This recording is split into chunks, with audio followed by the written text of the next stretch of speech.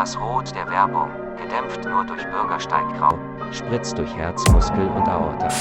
Faltenkleider reißen die Haut am Körper der Opfer und wir begehren, zittern zu Unrecht weiter. In öffentlichen Bussen und Bahnen ist die Haut gesperrt wie der Atem. All die Haare und Ohren, Augen und Brüste, Hände und Münder verfliegen im Vorbeirauschen. Gehören sie nur sich? Der hoffnungslose Blick durch die Scheiben in Stadt und Haus ertränkt jede Hoffnung. Gestern waren wir noch Kinder, schlugen und vertrugen uns.